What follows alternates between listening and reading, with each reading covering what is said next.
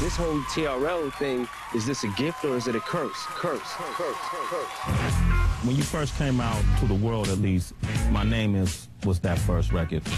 My name is... Why was it such a milestone to have that video played on TRL?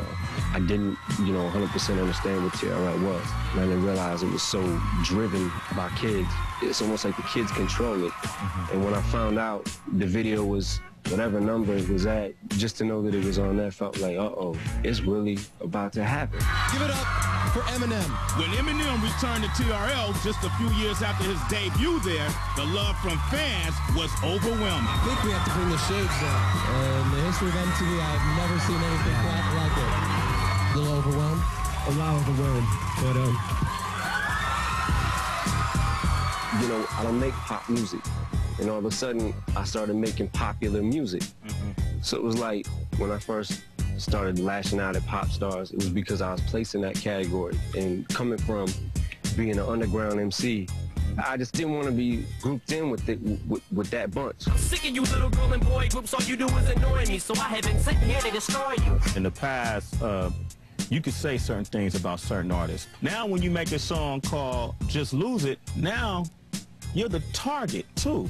And I know Michael Jackson has come out and protested your video. What else could I possibly do to make noise? I done touched on everything but little boys. That's not a stab at Michael, that's just a metaphor. I'm just psycho. That was never intended to be anything more than just spoofing pop icons from the 80s. As far as his music, the man is a legend. And in all honesty, his personal business and what he's got going on and all that, like, I'm neither here nor there with it.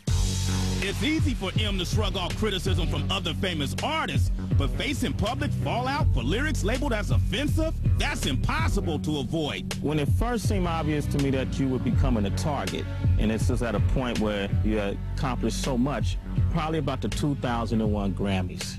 The gay community was in an uproar over lyrics you had said. People were picketing the Grammys and claiming that you were homophobic. When you first heard that accusation, what goes through your mind?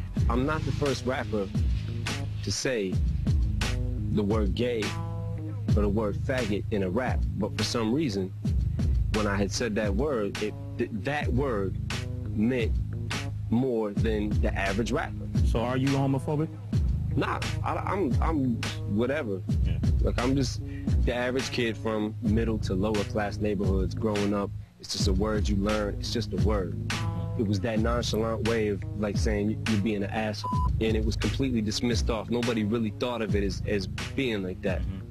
But an angry and increasingly vocal opposition wasn't having that. With millions of young fans hanging on his every word, M couldn't escape accountability for his harsh lyrics. He had to do something, and he responded in the way he knew best, by taking it to the stage. This is the biggest news going, the fact that you were going to perform on stage with Elton John, who is a celebrated homosexual celebrity who, doesn't hide it. And how did that idea come about? Who suggested it? Did you come up with that? He came up with that? We were debating on whether I was going to perform at the Grammys or not. And I was like, the only way I'll perform at the Grammys is with Elton John. And I was saying it in kind of jest, like thinking that it would never happen. And then the idea of it just started becoming more like, okay, this is a way to really flip it around and really f people's head up. Yes, we should be together too. For the sake of messing their heads up, or did you want to also, through your action, make a statement that, look, I'm okay with this? It was more so like, just a statement, period. Like, if you really think that about me, you really don't know Marshall. You really don't know me. Being this newfound target, since then, drama hasn't stopped. Yep. For you.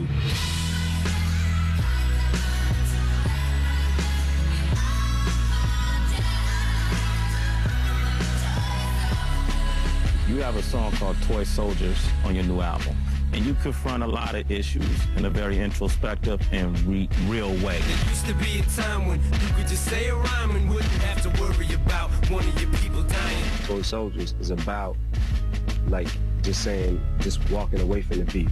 It's like, look, I'm done. I'll walk away from it all before I let it go any further. For the Shady Aftermath G-Unit family, beef has been a constant. From the melee involving G-Unit Aftermath at the 2004 Vibe Awards to M's beef with Source magazine owner Benzino to the well-documented feud between 50 Cent and Ja Rule. Now I've inherited 50's beef, he's inherited mine, so now he can't be on the cover of the Source magazine because I got this beef over here, you know, and he's being attacked by Ja saying things about me, then all of a sudden comes out his face and says a line about my daughter. There's a certain line you just don't cross, and he crossed it. I heard him say Haley's name on the song and I just lost it. And when it got to that level, that's when it got crazy. This ain't what I'm in hip-hop for, it's not why I gotten it. The phrase to me, toy soldiers, it's symbolic to all of us in this rap game just being pawns, almost, it feels like. Heads of record labels and stuff like that, they benefit off this, you know what I'm saying? And they go home at night and they can sleep, knowing that they're selling records, but meanwhile, we're really out here. And it's usually the innocent people that really ain't got that much to do with it, besides the fact of affiliation with us, they end up getting hurt or killed. Do you lose sleep thinking about that? Yeah, I lose a lot of sleep thinking about just stuff like that.